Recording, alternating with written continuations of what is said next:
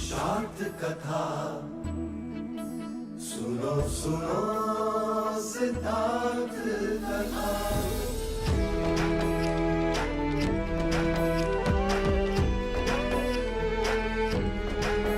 संसार में दुख का कारण क्या, संताप शोक का निवारण क्या। संसार में दुख का कारण क्या, संताप शोक का निवारण क्या। इस खोज में सब कुछ त्याग दिया, हर वैभव से वैराग लिया। वो सृष्टि से संयुक्त हुए, सिद्धार्थ से गौतम बुद्ध हुए।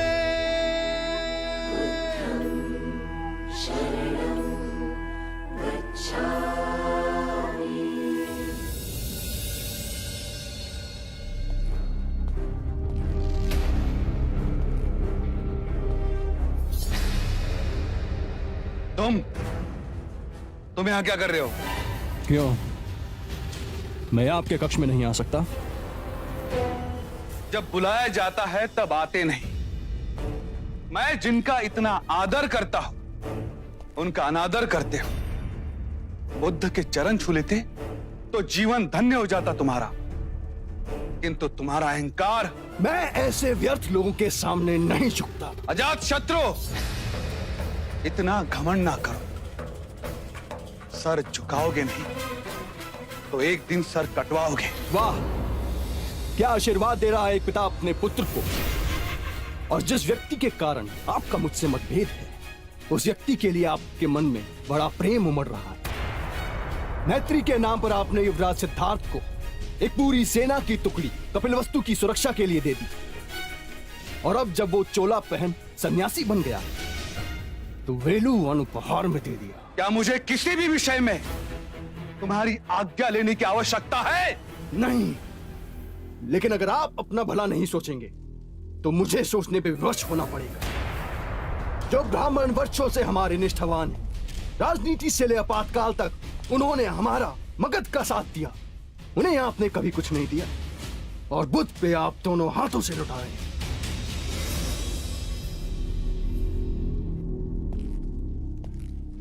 पुत्र, तुम्हारी मन की आंखें अभी खुली नहीं है। हमने ब्राह्मणों के साथ कोई अन्याय नहीं किया, पर बुद्ध अनमोल है। वो समस्त मानव जाति को संवारने आए। वो हम सबके दुख दूर करेंगे। दुख आप दें और दूर करे बुद्ध। अजात शत्रु, कहने दीजिए मुझे और मेरी माँ को बहुत दुख दिए हैं आपने, उस आम्रपाली के कारण। जिस आम्रपाली को तुमने कभी देखा नहीं, जिससे तुम कभी मिले नहीं, उसके विषय में तुम ऐसे कैसे बोल सकते हो? मैं और वैशाली की उस तुच्छ गणिका से मिलने जाऊं? सावधान! जो आम्रपाली को गणिका कहा तो। हाँ, आपसे रिश्ता जोड़ सती सावित्री जो बनी, उसने आपसे पहले कितने पुरुषों से रिश्ता जोड़ा। उसके हृदय में न जाने कितने लोग बसते। आपके पैसों पे पलने वाली एक तुच्छ गणिका। अजात शत्रु, मैं पिता हूं तुम्हारा। उसका खेद है मुझे।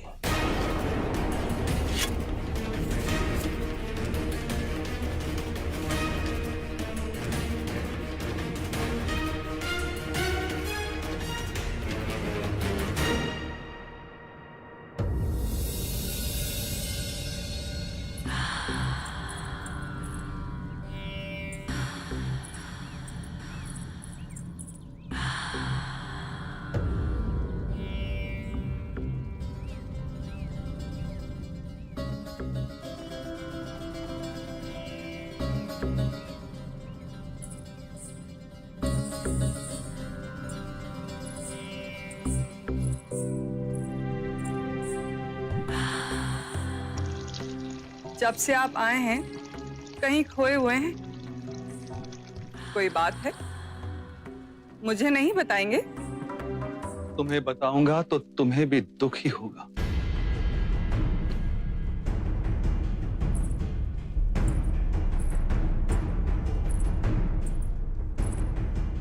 आनंद बांटने से बढ़ता है और दुख बांटने से कम होता है।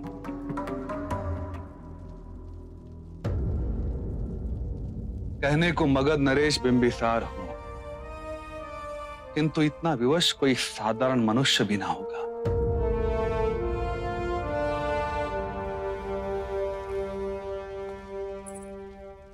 बुद्ध आए थे,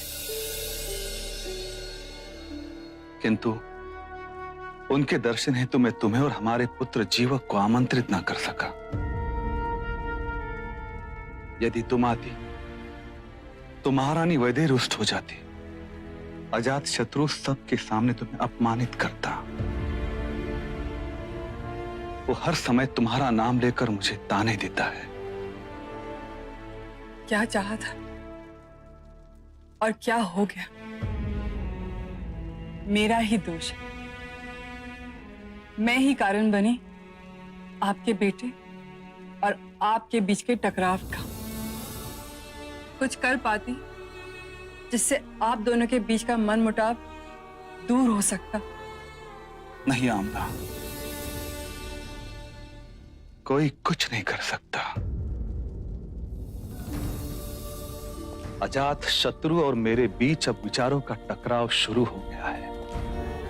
वो केवल एक पिता के प्रेम का अपमानित नहीं कर रहा है, वो एक सम्राट को चुनौती दे रहा है। मगध के निर्णय वो अपने मन के अनुसार लेना चाहता है। महत्वाकांक्षा उसे दिनों दिन अंधा बना रही है। उसने बुद्ध का भी अनादर कर दिया।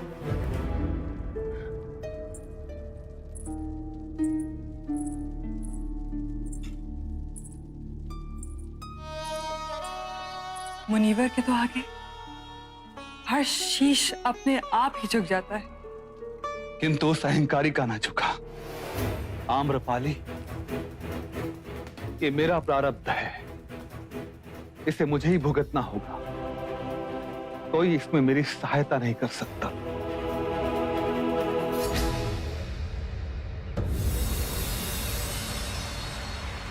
ओम भगवती भिक्षाम देहि। ओम भगवती भिक्षाम देहि।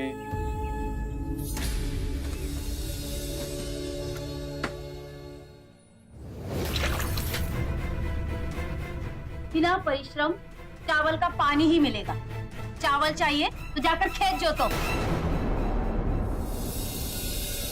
कल्याण,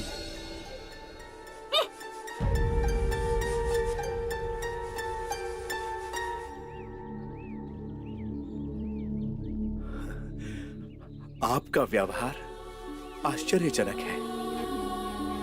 उस महिला ने आपके साथ दुर्व्यवहार किया और आपने उसे आशीर्वाद दिया। आप में तो शांति का स्रोत बह रहा है। मैं तो निम्न हूं, ये मेरे गुरु का प्रसाद।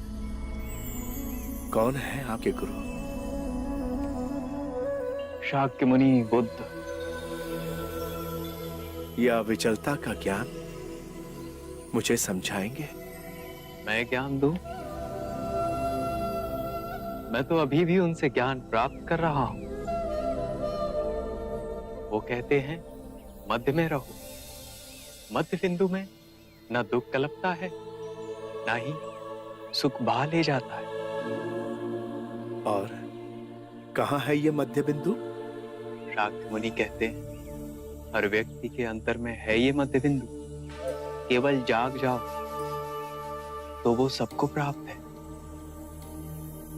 यही परम ज्ञान का द्वार है। संसार में जो जीव आता है वो उसी परम सत्य का ही रूप है, बस पदार्थ के रूप में प्रकट होता है और अप्रकट हो पदार्थ में ही विलीन हो जाता है।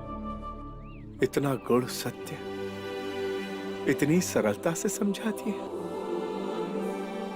कुछ और बताइए ना। बुद्ध अपने अनुभव की बात करते हैं। हर जीव सत्य है, इसलिए हम दोनों हाथ जोड़ प्रणाम करते हैं। ये कोई भौतिक संस्कृति की बात नहीं, ये इस बात की सूचना देती है कि मेरे अंदर का परम सत्य आपके परम सत्य को पहचान रहा है। चाहे आपको ये ज्ञान हो या ना हो। क्या आपके गुरु मुझे अपना शिष्य स्वीकार करेंगे? अवश्य। हम शीघ्र ही मिलेंगे आपके गुरु शाक्य मुनि से। मोगलाना, मोगलाना, हम जिसे ढूंढ रहे थे वो मिल गया। शाक्य मुनि बुद्ध, उनके कथन अनुसार हम सबके अंतर में एक परम ज्ञान का द्वार है। उन्होंने स्वयं इसका अनुभव किया है। वो सुनी सुनाई बात नहीं दोहराते, अपने अपने अनुभव की बात करते हैं। तो देर किस बात की मित्र, चलो अभी उनके पास चलते हैं। गुरु भाइयों, हम अपने साधना के मार्ग पर चलते हुए शाक्य मुनि बुद्ध की शरण में जाएंगे, परम ज्ञान की प्राप्ति के लिए। आपके चेहरे का भाव देखकर तो ऐसा प्रतीत हो रहा है जैसे कोई विशेष उपलब्धि का द्वार खुलने योग्य है। हम भी चलेंगे आपके साथ। गुरुजी, हम भी आपके साथ चलेंगे। हम भी चलेंगे गुरुजी। यदि आप सब साथ चलेंगे तो आश्रम में कोई शिष्य बचेगा ही नहीं। कोई तरीका तो होगा। फिर तो यही उचित है कि पहले हम गुरुदेव के पास जाकर उनकी आज्ञा लेते हैं। वो जैसा कहेंगे हम वैसा ही करेंगे। ठीक है, चलिए आइए। आइए। आप सब यहीं ठहरे।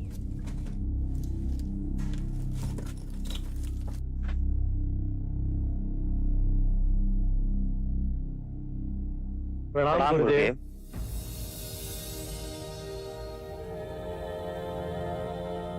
आप सब लोग एक साथ, कोई विशेष बात? गुरुदेव, शाक्य मुनि बुद्ध मगध पधारे। हम सबका अंतर कहता है कि वो हम सबके लिए मोक्ष का द्वार खोलेंगे। यदि आपकी आज्ञा हो तो हम उनकी शरण में जाएंगे। हाँ गुरुजी, हम भी चलेंगे। हम भी चलेंगे गुरुजी। आप सब चले जाएंगे? मैं तो चाहता था कि तुम और मोगलाना आश्रम के कार्यभार को अपने हाथ में ले और अपने निर्णय से चलाओ। मुझे कोई आपत्ति ना होगी। गुरुदेव, जब हम घर छोड़कर आ गए तो अब हमें इस आश्रम के मुंह में कृपा मत बांधिए। हमारी आत्मिक प्रगति शाक्य मुनि बुद्ध के पास होगी, ऐसा विश्वास है मन में। यह आश्रम भी तो आपकी धरोहर है। गुरुदेव, कृपया आश्रम के मुंह से हमारे पांव में बेड़ियां न डालें। तो फिर ठीक है, जाओ और परम ज्ञान को प्राप्त करो। मेरा आशीर्वाद सदा आपके साथ है।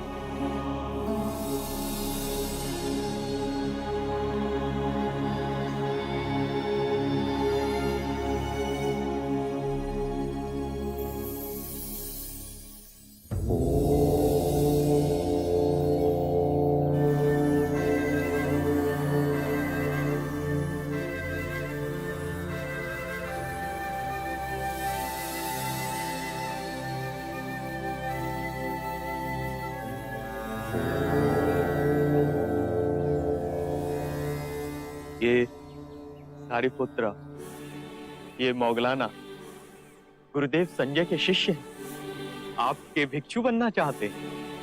अपने सभी साथियों को ले आए। आप सब आ गए। आपके गुरु संजय को आघात लगा होगा, उन्होंने हमें स्वयं अनुमति दी। बहुत बड़ा हृदय है उनका।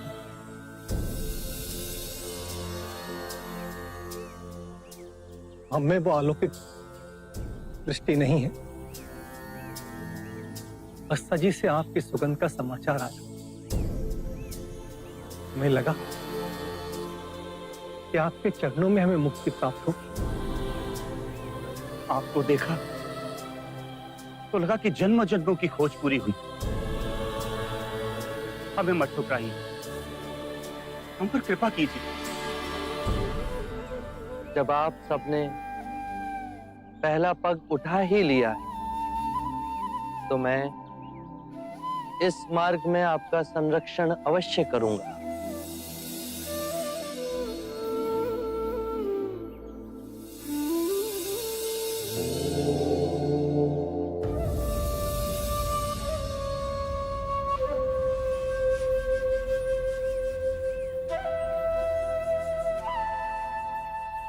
आपको ध्यान से क्या मिला गुरुवर? कुछ नहीं। क्रोध खोया, उदासी खोई, चिंता खोई, असुरक्षा की भावना खोई, वृद्धावस्था का भय खोया और मृत्यु के दर पर विजय प्राप्त हुई। मेरे भिक्षुओं, मैं अच्छे आचरण को ही सबसे उच्च मानता हूं। यदि जंगल में आग लग जाए तो उसे बढ़ने के लिए वो अपने मार्ग के सभी पौधों और वृक्षों को खाती। जितना ईंधन खाती है, उसकी अग्नि की तीव्रता और व्याग्रता उतनी ही अधिक बढ़ती जाती। उसी प्रकार दुष्ट प्रवृत्तियां, क्रोध, चिंता, लोभ, भय तब तक ही बलवान रहेंगी जब तक हम उसे ईंधन देते रहेंगे। घृणा और लालच की अग्नि तब तक ही प्रज्वलित रहती है जब तक हम उसे संसार की कामनाओं से बांधे रखते हैं। यदि किसी व्यक्ति का सारा ध्यान जीवन का परम दिव्य धन कमाने में, तो वो जितना कमाएगा उतना ही उसका मन कलेश से भरा रहेगा। वो कभी संतुष्ट नहीं होगा। उसके प्राणों को हमेशा एक भय बांधे रखेगा। यदि ये धन समाप्त हो गया तो? यदि किसी व्यक्ति ने इन बीड़ियों को ही काट दिया तो ना उसे आने वाले कल की चिंता रहेगी, ना बीते हुए कल का बोझ। वो स्थिर रहेगा, जीवन के हर क्षण को जिएगा, मध्य में ही केंद्रित रहेगा। उसे इसी समय इस सृष्टि का आनंद प्राप्त होगा।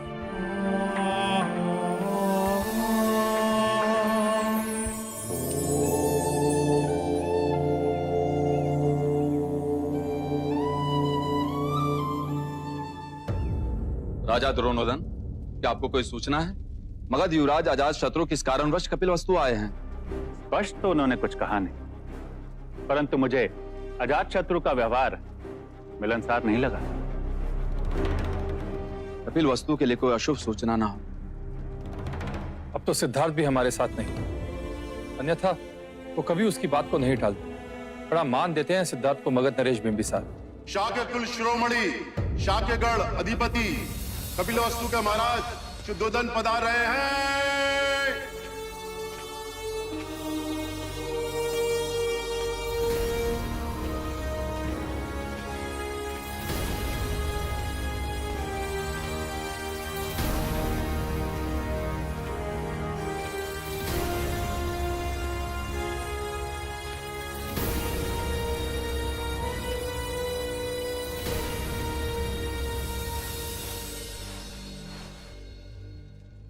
महाराज, युवराज अजात शत्रु आपसे मिलने की अनुमति चाहते हैं। वो इस समय कुमार देवदत्त के साथ अतिथि कक्ष में। उन्हें आदर के साथ लाया जाए। जी महाराज।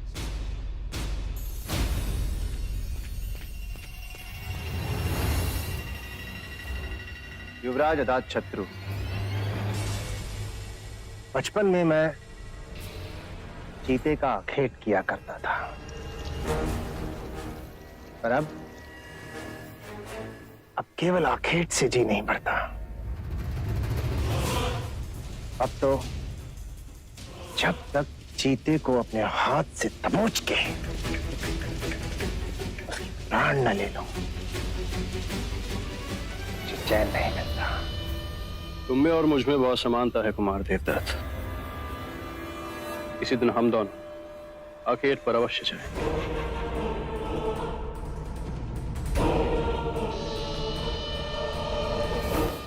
महाराज शुद्धोधन ने आपको दरबार में आदर पूर्वक बुलावा भेजा है।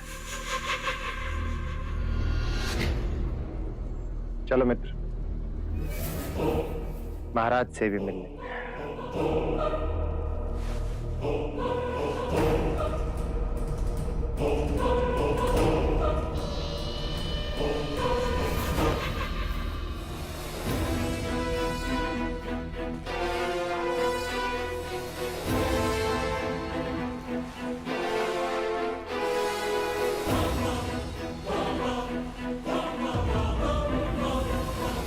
मगध युवराज अजात शत्रु का कपिलवस्तु में स्वागत है।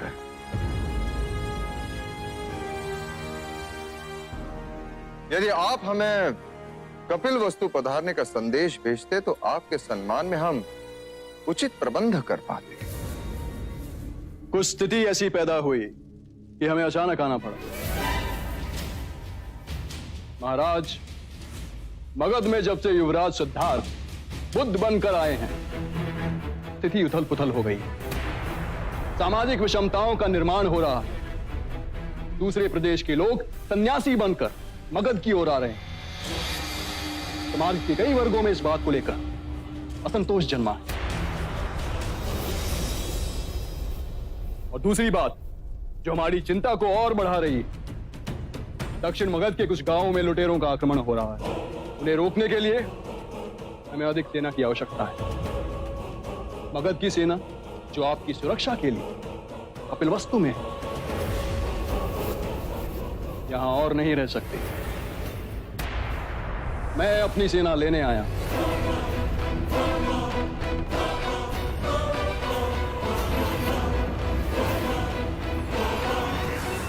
यदि आप अपनी सेना ले जाएंगे तो आपके और हमारे व्यापार में दुष्प्रभाव पड़ेगा।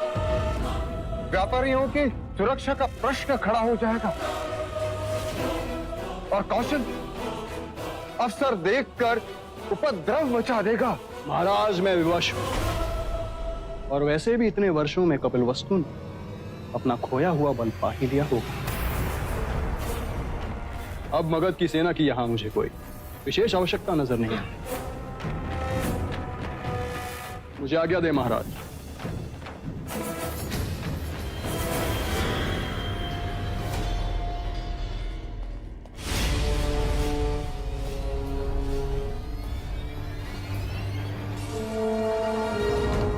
महाराज, युवराज अजातशत्रु अपनी सेना ले गए तो प्रसन्नजीत को सुनहरा अवसर मिल जाएगा। वो अवश्य युद्ध घोषित कर देगा। शाक के देश पे विपत्ति के बादल मंडराने लगे। अब क्या करें? युवराज अजातशत्रु अड़ीग है। यदि सिद्धार्थ होता तो वो महाराज बिंबिसार को हमारी दुविधा अवश्य समझाता था। महाराज, युवराज सिद्धार्थ नहीं है तो क्या हुआ? मैं तो हूं। मैं अजातशत्रु से बात करूंगा और उसे पूरी स्थिति समझाने का प्रयत्न करूंगा। और मुझे अनुमान है कि मैं उसकी सेना को यहां रोकने में अवश्य समर्थ होगा। महाराज, मेरे विचार से यही उचित होगा। यदि देवदत्त को इतना विश्वास है कि वो अजातशत्रु को रोक सकता है तो उसे एक बार प्रयास करने दें।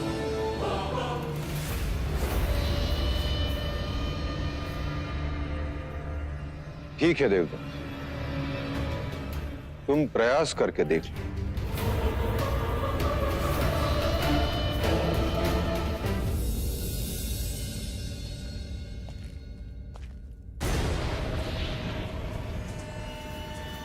प्रणाम युवराज।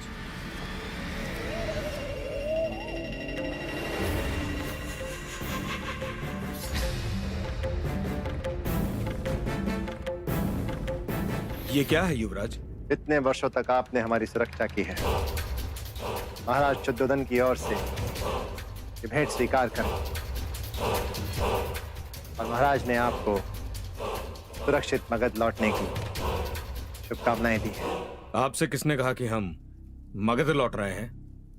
महाराज बिंबिसार का ऐसा कोई आदेश हमें नहीं मिला। ये आदेश मैंने दिया।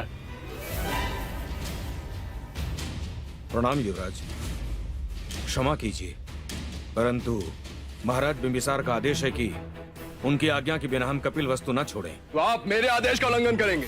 बाहर जाओ और सेना को मगध कूच का आदेश करो। जी युवराज।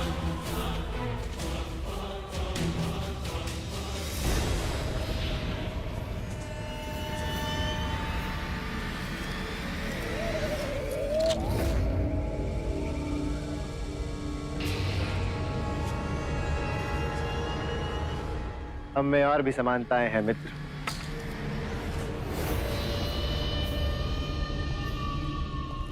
आपकी और मेरी परिस्थिति एक जैसी है।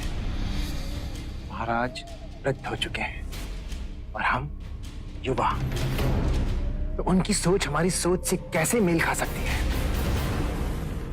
वो शांति की बात करके हमारी महत्वाकांक्षाओं के बीच में रोड़े अटका रहे हैं। मित्र, हमें अपना नाम इतिहास के सुनहरे अक्षरों में लिखवाना है। प्रतापी चक्रवर्ती राजाओं में हमारी गिनती होनी चाहिए। किंतु ये बात न आपके महाराज समझते हैं न कपिलवस्तु के। हमारा कथन सत्य है, किंतु एक रास्ता है मित्र, एक रास्ता है जिससे तुम्हारी और मेरी महत्वाकांक्षाएं पूरी हो सकती है। निसंकोच करो। मगध की सेना महाराज बिंबिसार के प्रति निष्ठावान है और मेरे कुछ सेना नायक मेरे प्रति निष्ठावान है, जो कभी भी नाम और वेश बदलकर मगध की सेना के रूप में आपकी सहायता के लिए पहुंच सकते हैं। और जब भी सही अवसर देख आप मगध महाराज बनने का दावा करें तो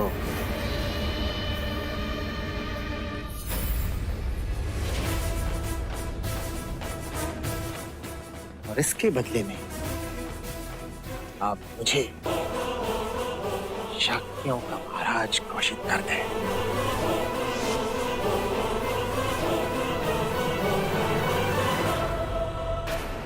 अर्थात कपिलवस्तु से जो सेना आएगी वो मगध की नहीं, हमारी सेना। महाराज बिंबिसार की निष्ठावान सेना यहीं कपिलवस्तु में रहेगी, अटका के रखी जाएगी महाराज बिंबिसार से दूर। मित्र, महाराज की आज्ञा का पालन करके अपना स्वार्थ साधो, अपनी सेना को यहीं रहने दो। एक बड़े लाभ के लिए मुझे छोटी पराजय स्वीकार है। मगध की सेना यही कपिलवस्तु में तैनात रहेगी। जब लोहा गर्म होगा मैं चोट मारूंगा। मेरे महाराज बनते ही तुम शाक्य के महाराज घोषित कर दिए जाओगे।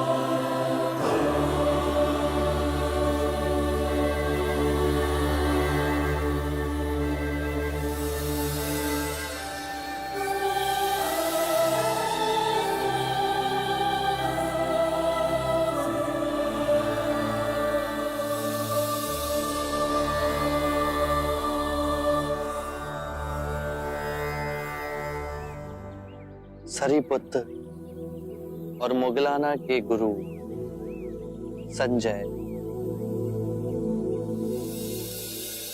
आपने कैसे जाना?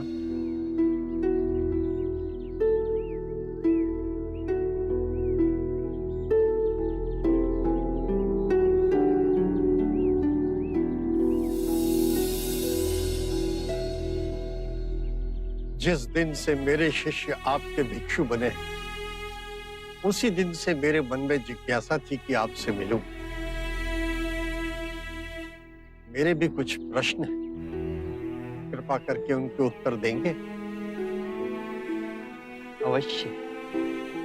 आपका शिक्षण क्या है? आपके सिद्धांत क्या है? वैसे मेरे विषय में मैं कहूं तो मैं किसी सिद्धांत पर भरोसा नहीं करता। आपको अपने सिद्धांतों पर भरोसा ना होने में भरोसा है? क्या आप अपने अविश्वासी होने पर विश्वास करते हैं? ये तो वाक्यों का खेल है। नहीं, ये आपकी बुद्धि का खेल है। मेरे विश्वास और अविश्वास का तो प्रश्न ही नहीं है। प्रश्न है कि आपके सिद्धांत क्या है। यदि कोई भी व्यक्ति एक बार किसी भी सिद्धांत को पकड़ लेता है तो सर्वप्रथम वो अपनी स्वतंत्रता खो देता है। वो रूढ़िवादी होता जाता है। उसे लगता है कि जो उसका सिद्धांत है वही सही है। उसका विश्वास ही विश्वास है, बाकी सब असत्य है। और जहां विचारों की स्वतंत्रता की बलि हुई, एक ही विचार घेरा डाल लेता है। मनुष्य और संकीर्ण होता जाता है और यहीं से संघर्ष और द्वंद्व की शुरुआत होती है। किसी भी बात का विश्वास अविश्वास का भी विश्वास मोह में डालता है। विचारों में बहुत शक्ति है। वो अपनी पकड़ जड़ तक बना लेते हैं और उनसे आसक्ति आत्मिक मार्ग की सबसे बड़ी बाधा है। यदि उसमें उलझे तो परम ज्ञान का द्वार कभी नहीं खुलेगा। यदि आपकी शिक्षा का कोई पालन करता है तो क्या वो भी बंधनों में बंध जाता है? मैं अपने अनुभव की बात कहता हूं। मेरा मार्ग ना सिद्धांत है, ना ही दर्शन शास्त्र, केवल शुद्ध अनुभव है, परम सत्य का अनुभव। परंतु बुद्ध, यदि कोई आपके मार्ग को ही अपना सिद्धांत समझ ले तो? मेरा मार्ग अभ्यास का है।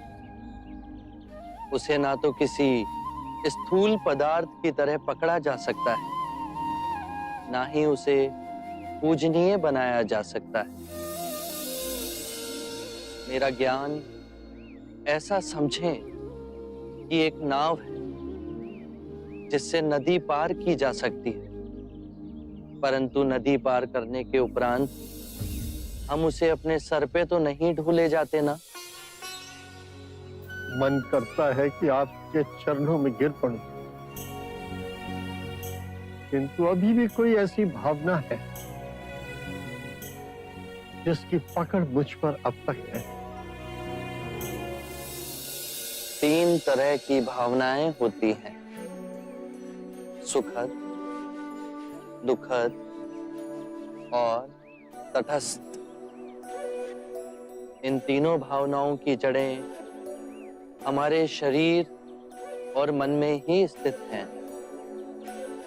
भावनाएं तरंगों की तरह उठती हैं और फिर स्वयं ही विलीन हो जाती हैं। मैं कहता हूं कि पहले इन उठती भावनाओं की गहराई में देखो, समझो, जानो कि इनका उद्गम कहां से हो रहा है। चाहे दुखद भावना आए या सुखद भावना, केवल ये देखो कि वो उठ कहां से रही है। जब उसके मूल में पहुंचोगे तो पाओगे वहां केवल शून्य है। ऐसा शून्य जैसे नीला आकाश। वो शून्य तो है, परंतु सबको अपने अंदर समेटे हुए है, एक चादर की तरह। बस अभ्यास करो, धीरे धीरे अभ्यास करते करते ये पाओगे कि लहरें उठना बंद हो गई। परम शांति की जो झील हमारे अंतर में है, वो तो विचलित ही नहीं हो रही। फिर और गहरे में जाओगे तो पाओगे कि भूल कहां कर रहे थे। जो नश्वर है उसे अविनाशनीय समझ बैठे थे। अज्ञान ही सभी विषमताओं की जड़ है। मैं केवल ध्यान की बात कहता हूं। ध्यान से अज्ञान दूर होगा। अज्ञान ना पूजा से, ना व्रत से, ना चढ़ावों से, ना किसी तप से समाप्त होगा। बहुत देर निद्रा में रहे संजय।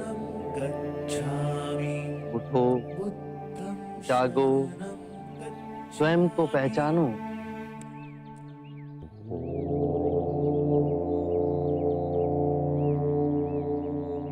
आप दर्पण हैं बुद्ध। आप में झांक कर आज प्रथम बार मैंने अपने सत्य को प्रतिबिंबित होते हुए देखा है। अब मैं अंधों का जीवन व्यतीत नहीं करूं। मुझे अपना भिक्षु स्वीकार कीजिए। मैं बुद्ध की शरण में आता हूं। धर्म जो आपका स्वरूप है, मैं उसकी शरण में आता हूं। मैं संघ की शरण में आता हूं। बुद्धं शरणं गच्छामि, धम्मं शरणं गच्छामि,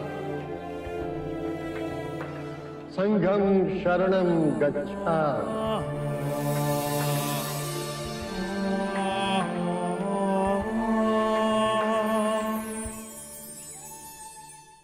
ऐसी क्या विपदा आन पड़ी कि राजगृह के व्यापारी आधी रात्रि हमसे मंत्रणा करने यहां पहुंचे? युवराज, बुद्ध के विरोध हमारी जो चिंता है, आपके सिवा और कौन समाधान करेगा?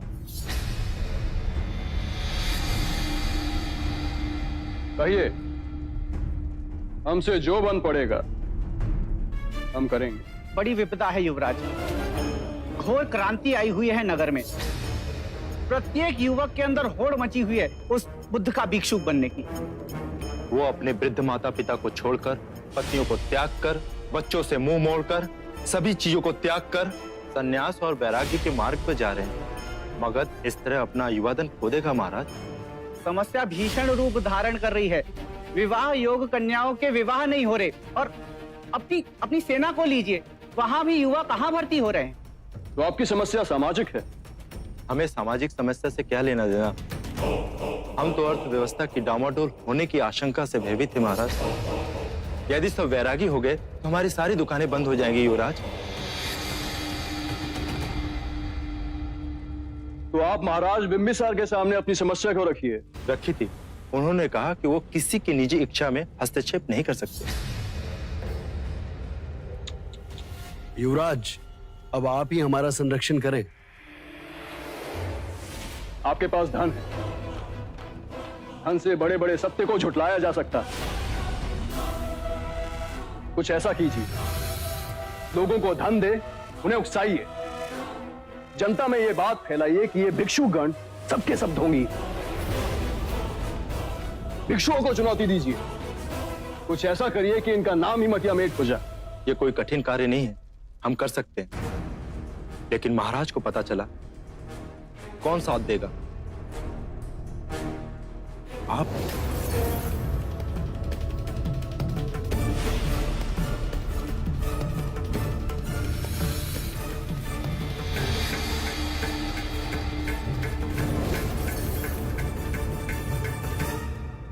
किंतु इसके प्रत्युत्तर में जब युवराज को आपके साथ की आवश्यकता हो तो आप उसके पक्ष में खड़े रहे। अवश्य अवश्य, हम आपके साथ।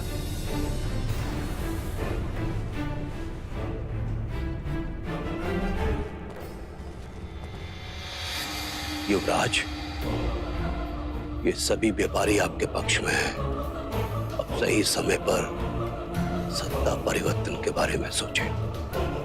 सही समय का संकेत में शीघ्र ही मिलने वाला है।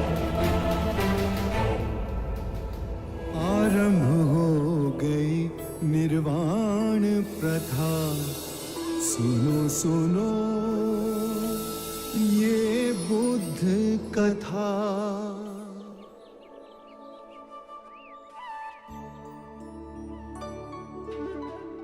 अज्ञान ही सारी विषमताओं की जड़ में। अज्ञान न पूजा न व्रत न चढ़ावों से समाप्त होता है। अज्ञान केवल ध्यान से दूर होगा।